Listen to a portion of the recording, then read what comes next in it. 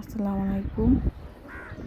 হঠাৎ দেখি দুপুরের শেষ দিকে ছাদের উপরে প্রচুর কাক, প্রায় 100-র মতো তো হবেই। তো কাকগুলা দেখতে উঠে গেলাম ছাদে।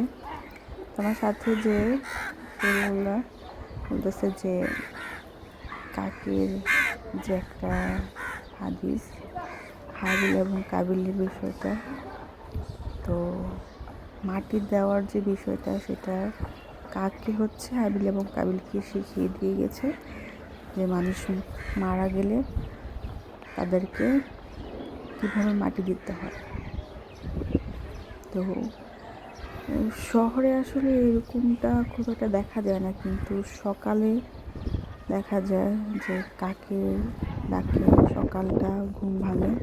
তবে দুপুরের শেষ দিকে আমি মনে হয় এই প্রথম এতগুলো কাক একসাথে দেখলাম।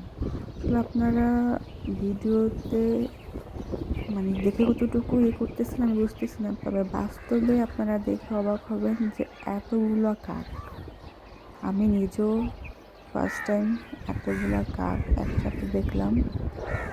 তাও ওরা এক জায়গা থেকে আরেক জায়গায়, আরেক জায়গা থেকে আরেক জায়গায়, ওরা একটা বিল্ডিংয়ের উপরে ছাদে উঠতেছে। এই বিল্ডিং থেকে ওই বিল্ডিংয়ে এক ইয়ে থেকে আরেক ইয়েতে শুধু উঠতেছে। তো দুপুরে শেষ টাইমে এতগুলো কাক দেখে ভাবলাম ভিডিও করে নিই।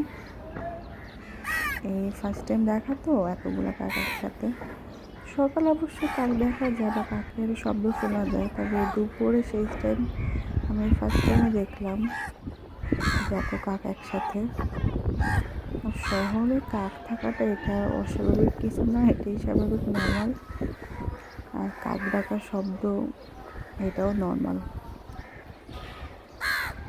তবে কাকগুলো দেখতে খুব কিউট ছিল, খুব একটা কালো ছিল না, অ্যাশ কালারে ছিল, তবে খুব সুন্দর।